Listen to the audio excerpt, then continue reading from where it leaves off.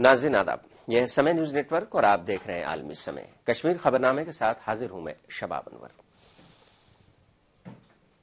Jammu Kashmir assembly election के तीसरे मरहले के लिए कल वोट डाले जाएंगे। इसके लिए तैयारियां मुकम्मल कर ली गई हैं। जम्मू कश्मीर की 16 सीटों के लिए 13,16,000 राय दहिंदगान 138 उम्मीदवारों की किस्मत को ईवीएम में कैद करने वाले हैं और जिन इलाकों में पोलिंग होनी है उनमें बारामूला, बडगाम, पुलवामा, उरी, गुलमर्ग, राजपोरा और बीरवा अहम है। उम्मीदवारों के फहरिस्त में उमर अब्दुल्ला भी शामिल हैं। उमर अब्दुल्ला बीरवा हल्के से अपनी किस्मत आजमा रहे हैं। वहीं पीडीपी के सामने भी अपनी 9 सीटों को बचाने का चैलेंज होगा।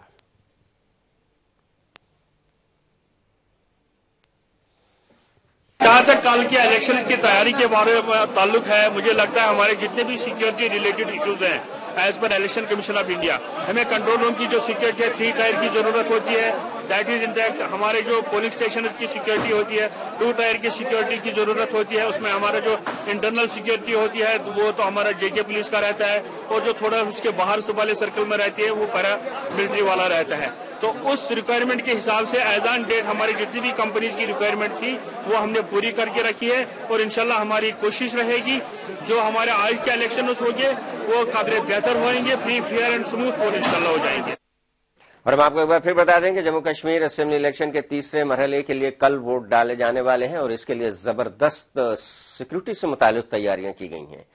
हम आपको बता दें कि जम्मू कश्मीर की 16 सीटों के लिए 13,16,000 राय दहिंदगान 138 उम्मीदवारों की किस्मत को ईवीएम में कैद करेंगे। कल का इलेक्शन काफी अहम है क्योंकि वजीर आला उमर अब्दुल्ला भी कल किस्मत उनकी भी फैसला होने वाला है। और मजीद अपडेट के लिए इस वक्त श्रीनगर से हमारे साथ हमारे रिपोर्टर सनम तसद्दुक मौजूद हैं। सनम, तीसरे फेज की पोलिंग से ऐन कबल धमाके हुए, फिर उसके बाद अगर कल की पोलिंग के बारे में देखा जाए तो उमर अब्दुल्ला और पीडीपी के लिए काफी चैलेंज भरा है। किस तरह का इस वक्त माहौल है और तैयारियां कैसी हैं, जहां तक सिक्योरिटी की बात है?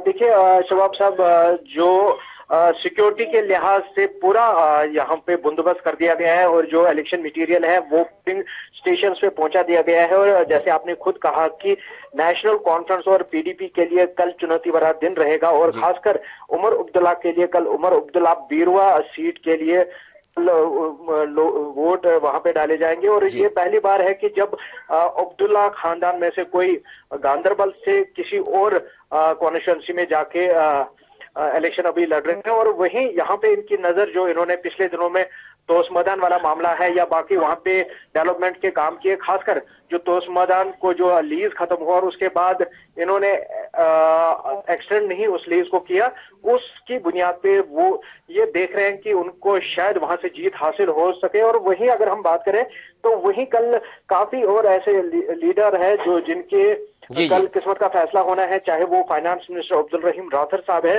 जो पिछले 40 सालों में 7वीं मर्तबा वो लगातार इस 4 शरीफ सीट से कल लोगों इंतखाबी मैदान में कल होंगे और उनके फैसले, उनकी किस्मत का भी कल फैसला होना है। और 144 टोटल जो कैंडिडेट्स है उनकी किस्मत का फैसला कल बैलेट बॉक्सेस में कैद होना है। और वही अगर हम बात करें जो यहाँ पे वायलेंस हुई, चाहे वो उधर ही आ रहे थे सनम, आप ये बताएं कि वायलेंस हुई थी और लोगों का एतमाद बहाल करने के लिए, क्योंकि पिछले 2 फेज में काफी तादाद में लोग आए थे और ये कहा भी जा रहा था कि इन लोगों को यानी कि वोटर्स को खौफजदा करने के लिए इस तरह के धमाके किए गए। अब तीसरे फेज के लिए भी लोग ज्यादा से ज्यादा तादाद पर पोलिंग बूथ पर आकर अपने हक राय का इस्तेमाल करें। लोगों का यानी कि वोटर्स का एतमाद दोबारा बहाल करने के लिए किस तरह की कोशिशें की गई? आपने बताया कि सलामती के यानी कि सिक्योरिटी के सख्त इंतजाम किए गए। आपको क्या भी लगता है कि कल भी वैसा ही टर्न आउट होगा?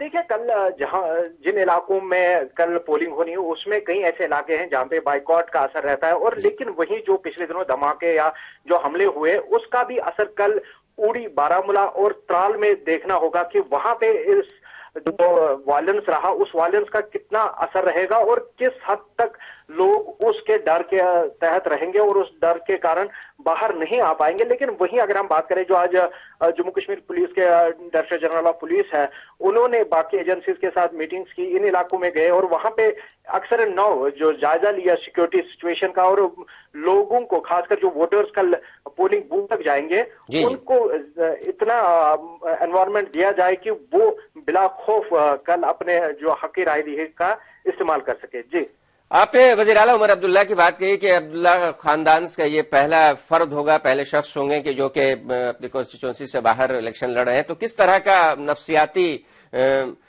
दबाव या फिर किस तरह की सूरत हाल हो सकती है वजीर आला के साथ? देखिए, ये अब्दुल्ला खानदान के लिए जो गांदरबल कॉन्स्टिट्यूंसी है वो खानदानी सीट रही है, चाहे वो शेख अब्दुल्ला के जमाने से ही वहां पे लड़ते रहे और फारूक अब्दुल्ला और उसके बाद उमर अब्दुल्ला, हालांकि बीच में कुछ वक्त के लिए वो सीट उनके हाथ से चली गई, लेकिन स्ट्रांग होल्ड माना जाता था नेशनल कॉन्फ्रेंस का गांदरबल का ये जो सीट है।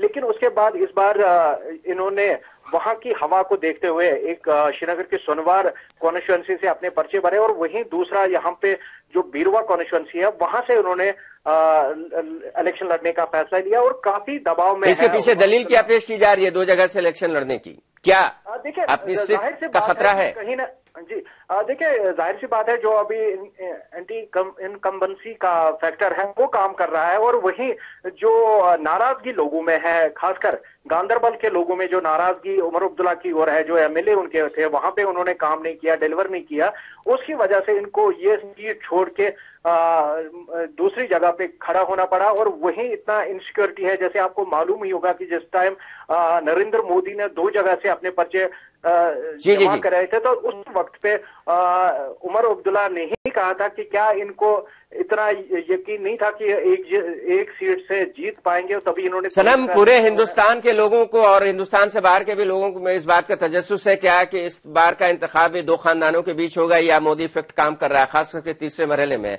इख्तिसार में जानना चाहेंगे आपसे। देखिए, बिल्कुल यहाँ पे अगर हम बात करें तो 2 खानदानों के बीच में ही क्लोज टक्कर रहेगी और अगर हम जम्मू वाला एरिया की बात करें तो वहां पे मोदी फैक्टर काम करेगा। लेकिन जो कश्मीर में अगर हम बात करें तो यहाँ पे उस तरह का कोई, हालांकि मैदान में इन्होंने दमखम से अपना पूरा जोर लगा दिया, आज जो रैली भी हुई, लेकिन उसके बावजूद जो नताइज निकलने थे और अब जैसे आपने मोदी की आज की रैली भी देखी, वो जो दहाड़ उनकी स्पीच में रहती थी वो कहीं ना कहीं गायब रही। हालांकि एक उन्होंने यहाँ पे आके रैली की तो शुरुआत की, लेकिन एक और चीज जो साफ हो गई कि यहाँ पे जो लड़ाई है वो 2 खानदानों के बीच है, अब्दुल्लाज और मुफ्तीज के बीच है। और जो कल सीट्स है उसमें भी अब्दुल्लाज और जो पीडीपी के। चलिए, आपका कहना है कि कश्मीर में वजीर आजम नरेंद्र मोदी की जो पहली रैली थी वो बहुत ज्यादा जारहाना नहीं थी, जो उनके तेवर आमतौर से होते हैं वो वैसे वहां पर नहीं दिखाई दिए, और कल का जो इलेक्शन है उसके लिए तमाम सिक्योरिटी की तैयारियां की गई और उम्मीद की जा रही है कि ज्यादा से ज्यादा लोग तीसरे फेज में भी आकर अपने खराइदे का इस्तेमाल करेंगे। ताजा जानकारी देने के लिए बहुत बहुत शुक्रिया सनम तसद्दुक। शुक्रिया।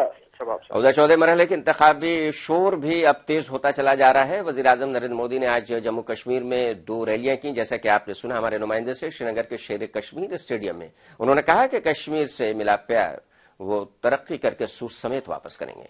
उन्होंने डल झील, पश्मीना, जाफरान और वादियों का जिक्र करते हुए कहा कि ये चीजें पूरे मुल्क के लोगों को दीवाना बना देती हैं। वजीर आजम ने कहा कि वो कुछ लेने के लिए नहीं बल्कि अवाम के प्यार को लौटाने आए हैं। वजीर आजम ने मजीद कहा कि अटल जी ने जो ख्वाब देखा था वो उस ख्वाब को पूरा करना चाहते हैं। रैली में वजीर आजम मोदी ने यह भी कहा कि कश्मीर के टूरिज्म यानी कि सियाहत में इतनी ताकत है कि वहां की फिजा बदली जा सकती है। उन्होंने कहा कि यहां का इंफ्रास्ट्रक्चर यानी कि बुनियादी ढांचा थोड़ा सा बेहतर हो जाए तो सयाहों की तादाद बढ़ेगी और इससे वादी की मईशत में भी इजाफा होगा। इस मौके पर मोदी ने रियासती हुकूमत पर सैलाब के दौरान लापरवाही बरतने का इल्जाम भी लगाया। मुझे बताया गया 1983 के बाद पहली बार इस स्टेडियम के अंदर किसी ने सभा करने की हिम्मत की है।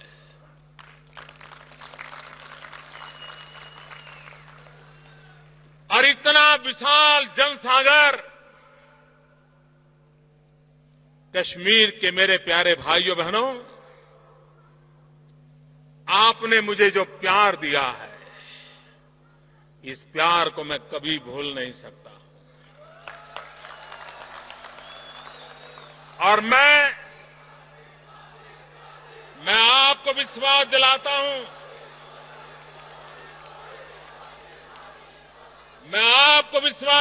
हूं, इस प्यार को मैं ब्याज समेत लौटाऊंगा।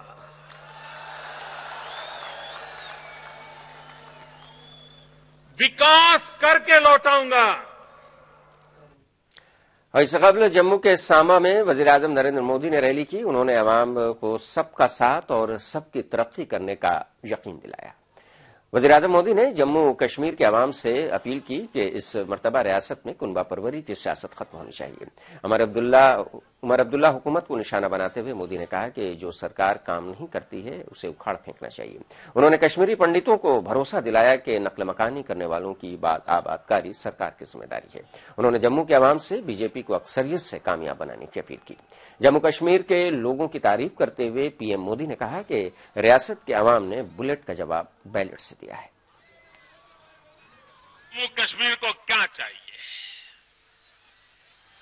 नौजवान को रोजगार चाहिए, खेत में पानी चाहिए, बच्चों के लिए अच्छी शिक्षा चाहिए, बुजुर्गों के लिए अच्छी दवाई का प्रबंध चाहिए। मुझे बताइए, क्या हमारे ये विजयपुर के लोग हैं या हमारे बिस्ना के लोग हैं या हमारे सांबा के लोग हैं, क्या आपने कभी किसी भी सरकार के पास से बंगला मांगा है क्या? जरा पूरी ताकत से बताइए, कभी बंगला मांगा है क्या? आपने कभी गाड़ी मांगी है क्या? सोना जवाहरात मांगे हैं क्या? यहां के हमारे लोग मांगते हैं खेत में पानी मिले। यहां के नौजवान कहते हैं हमें रोजगार मिले। यहां 3 लोग ऐसे हैं जिन्होंने कभी न कभी हुकूमत की है। कांग्रेस वालों ने की है, बाप बेटे ने की है, बाप बेटी ने की है, बेटा हो या बेटी हो, सबने सरकारें चलाई है। आपके लिए कुछ किया क्या? नहीं किया ना, तो वो फिर से आके कुछ कर पाएंगे क्या? इन पे आप भरोसा कर सकते हैं क्या? एक बार अनुभव कर लिया है, कुछ लोगों का बार बार अनुभव कर लिया है, आपको कुछ मिला क्या? उधर वजीर-ए-आजम नरेंद्र मोदी की रैली के बारे में जम्मू कश्मीर के लोगों का क्या कहना है, ये सुनते हैं। यहाँ पे हमारे साथ कुछ लोग हैं, इनसे बात करना चाहेंगे और इनसे जानना चाहेंगे। वो इस रैली में आए और इन्होंने वजीर आजम को सुना, तो जानना चाहेंगे जी, आपने वजीर आजम को सुना, क्या कुछ आप जो उन्होंने कहा उस पे आप?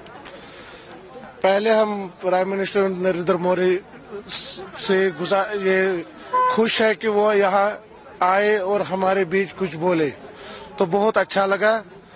हम पैसे से नहीं लाए गए, हम अपने मोहब्बत से और प्यार से मोदी जी को स्वागत कर रहे हैं और जो उन्होंने यहाँ मंच पे कहा बहुत अच्छा लगा। शेख अब्दुल्ला के खानदान को और मुफ्ती खानदान को भी आड़े हाथों लिया, तो उस पर कैसे आप सोच रहे जो उन्होंने बात की? जी, स्पेशली मैं नौजवानों की बात कर रहा हूँ। यहाँ के नौजवानों ने बहुत जुल्म उठाए हैं।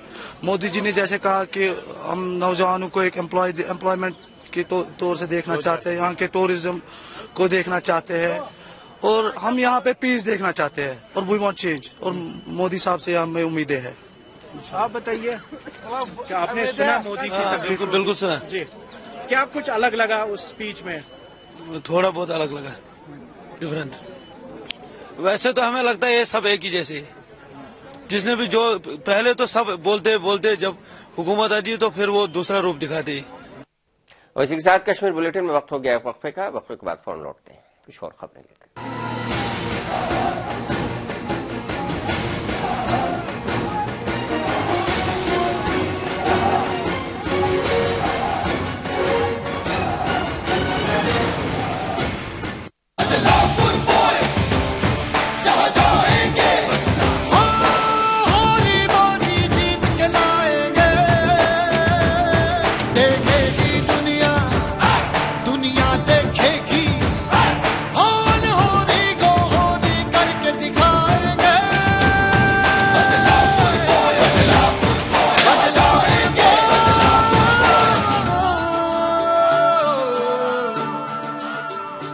इसका रंग है चेहरे पे और शोर धड़कनों में, फिजा है सांसों में और जिंदगी रगों में। अब बैठे ना रहेंगे, वोट करेंगे, वोट करेंगे, वोट करेंगे, वोट करेंगे। इस बार अपनी तरक्की, अपनी खुशहाली के लिए आप चुनाव में वोट देना न भूलें। मुख्यमंत्री हमारे नीचे के भगवान, 15 दिन भीतर जो हमारी फाइल ऊपर तक नहीं पहुंची तो हम अपने आप को आग लगा देंगे।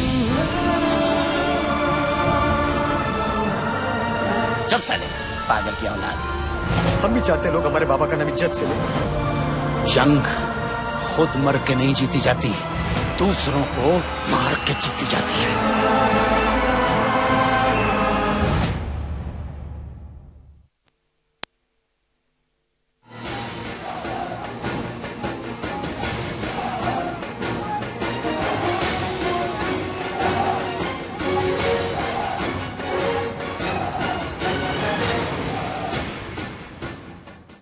वक्फे के बाद एक बार फिर आपका खैर मकदम है। आप देख रहे हैं कश्मीर बुलेटिन। जम्मू कश्मीर की पीपल्स डेमोक्रेटिक पार्टी ने आज जम्मू में अपना इंतखाबी